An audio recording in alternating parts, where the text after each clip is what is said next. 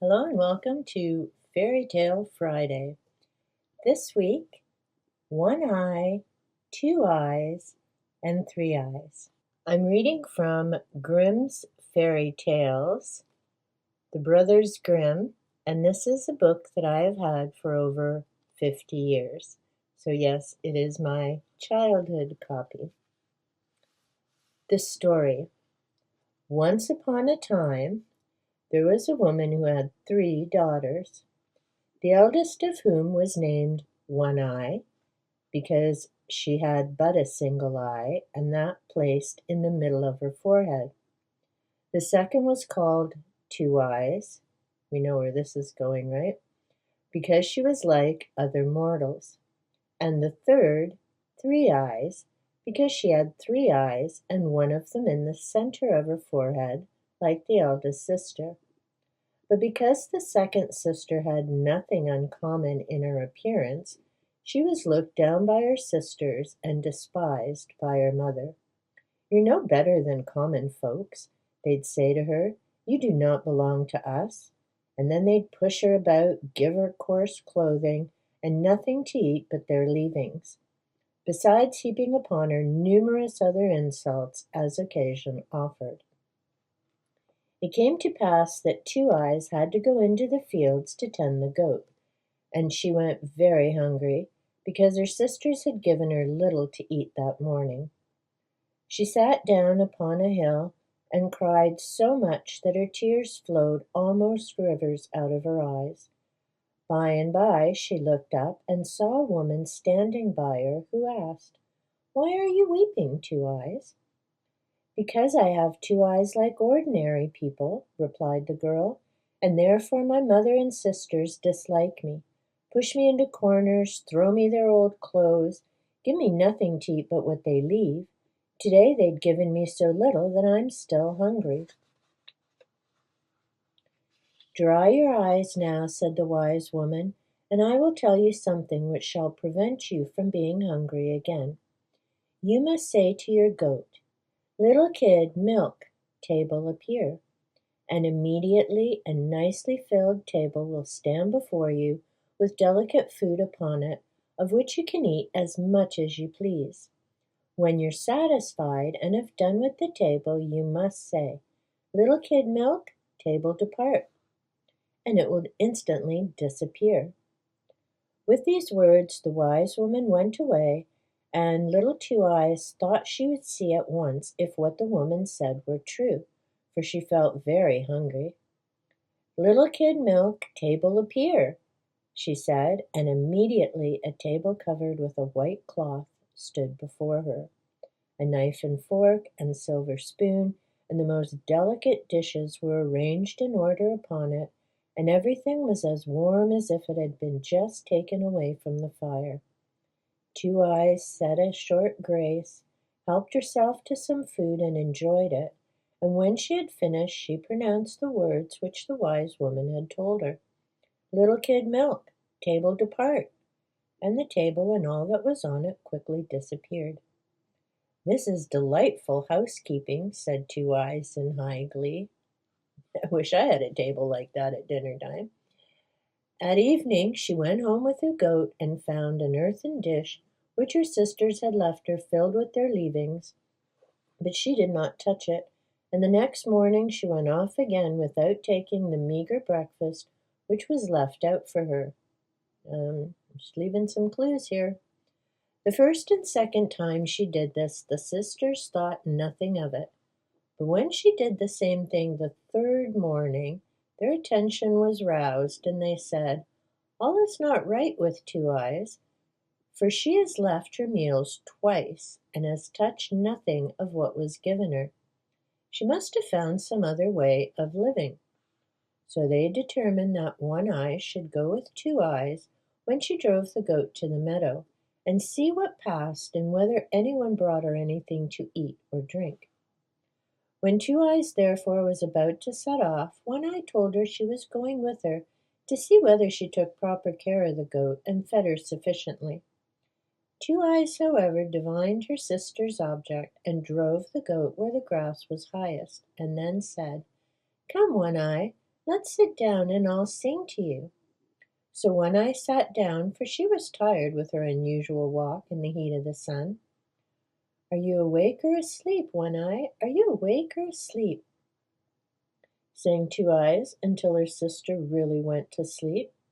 As soon as she was fast asleep, Two Eyes said, "Little Kid Milk, table appear," and seated herself at the table and ate and drank all she needed.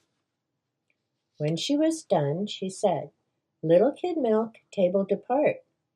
When the table had disappeared, Two Eyes awakened One Eye and said, "Come, we will go home now. While you have been sleeping, the goat might have run about all over the world." So they went home, and after Two Eyes had again left her meal untouched, the mother asked One Eye what she had seen, and she was obliged to confess that she had been asleep. The following morning the mother sent Three Eyes to watch Two Eyes and see who brought her food, for it was certain that someone must. So Three Eyes told her sister that she was going with her that morning to see if she took care of the goat and fed her well. But Two Eyes saw through her design and drove the goat again to the high grass. So she can figure out they're spying on her, but she didn't think to do something else with the food they left her. Little flaw in that plan, I'm thinking. Then she asked her sister to sit down and told her she'd sing to her, and Three Eyes did so, for she was very tired with her long walk in the heat of the sun. Then Two Eyes began to sing as before, "Are you awake, Three Eyes?" But instead of continuing as she should have, "Are you asleep, Three Eyes?" she said by mistake, "Are you asleep, Two Eyes?"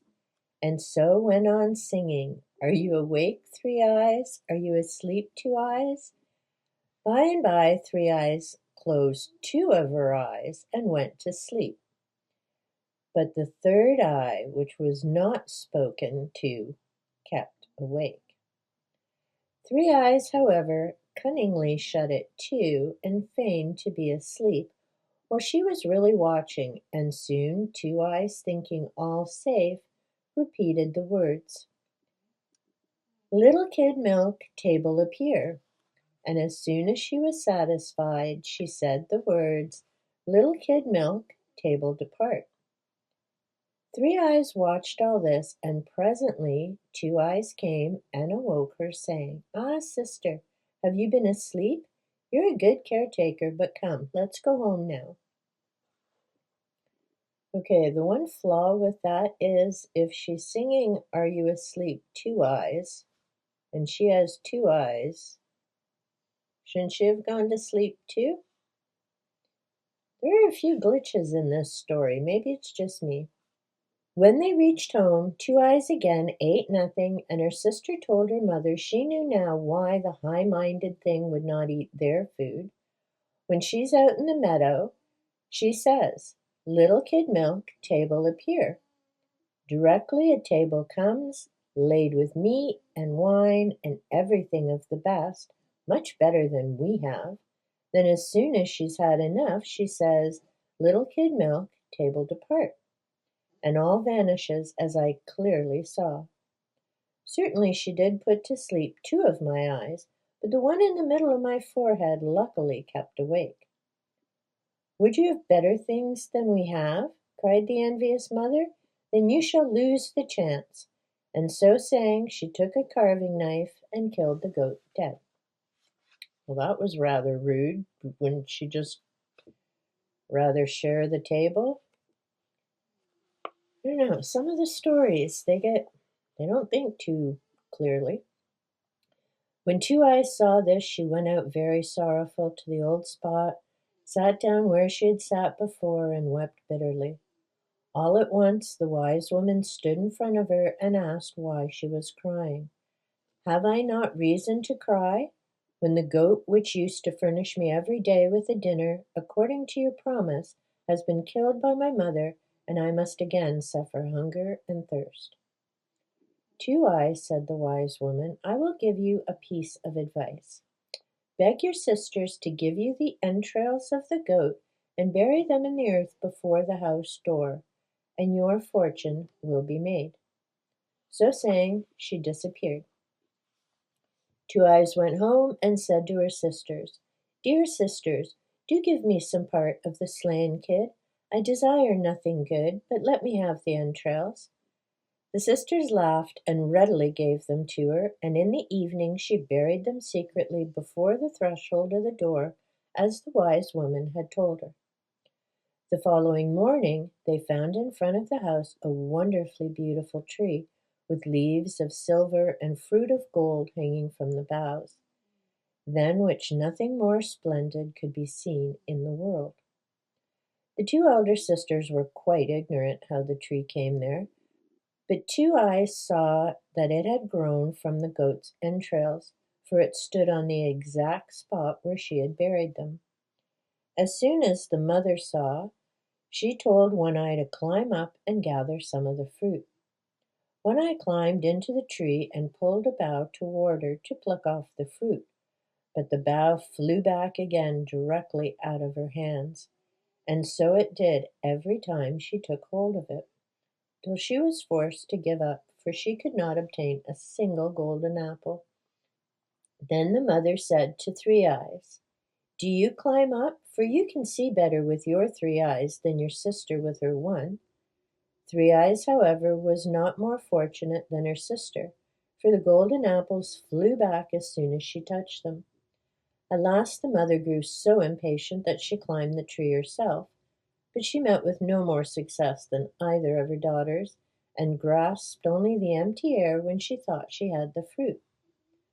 Two Eyes now thought she would try, and said to her sisters, "Let me get up. Perhaps I may be successful." "Oh, you're very likely to indeed," said they, "with your two eyes. You will see well, no doubt." But Two Eyes climbed the tree, and as soon as she touched the boughs, the golden apples fell into her hands.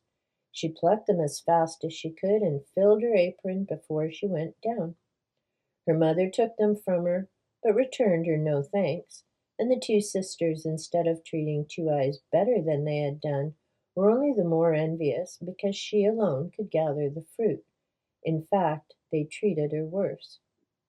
One morning, not long after the springing up of the apple tree, the three sisters were all standing together beneath it, when in the distance a young knight was seen riding toward them. "Make haste, Two Eyes!" exclaimed the two elder sisters. "Make haste and creep out of the way, so that we may not be ashamed of you." So saying, they put over her in great haste an empty cask which stood near, and pushed under it the golden apples which she had just been plucking off as well. Soon the knight came up to the tree, and the sisters saw he was a very handsome man, for he stopped to admire the fine silver leaves and golden fruit. Presently he asked to whom the tree belonged. "Anyone who can bestow one branch of it on me might in return ask whatsoever he desired," said the knight. One Eye and Three Eyes replied that the tree belonged to them, and they tried to pluck a branch for the knight.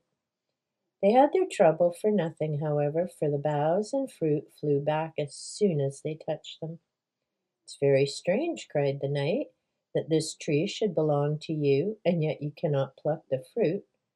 The sisters, however, maintained that it was theirs, but while they spoke, Two Eyes rolled a golden apple from underneath the cask, so that it travelled to the feet of the knight, for she was vexed because her elder sisters had not spoken the truth. When he saw the apple, he was astonished, and asked where it came from.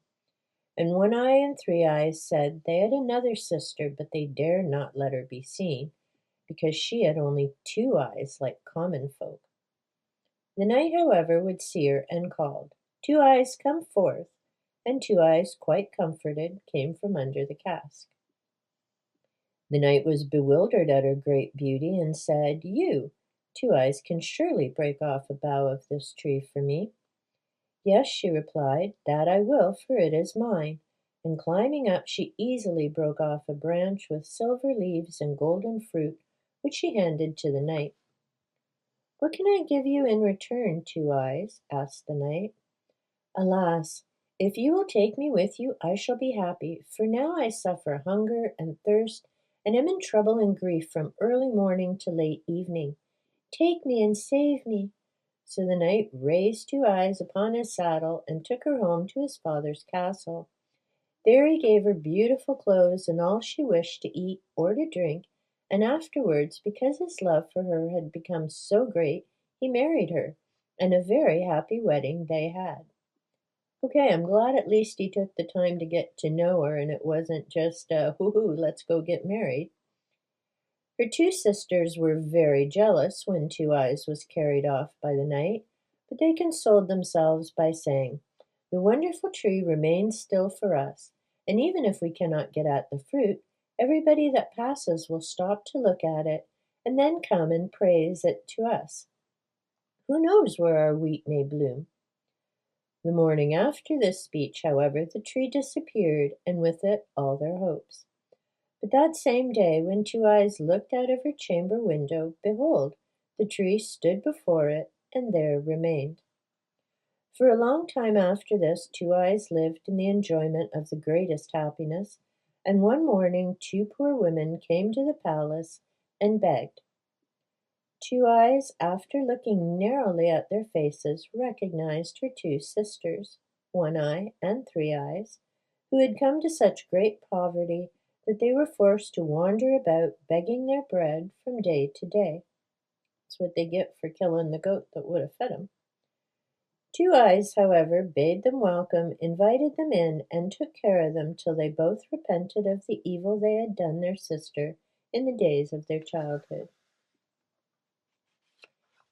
And that is the story of the three sisters. I didn't remember that one. Let me know in the comments down below if you recalled that story. There are a lot of different things to that story. I mean, it's a reversal of, in this case, Two Eyes looks like everybody else, so she's shunned by her family. The mother's not too bright because here's a goat that could have fed them well, and instead she kills it. I don't know. Sometimes in fairy tales, people just don't make the wisest choices. Let me know if you enjoyed in the comments down below. Until next time, take good care.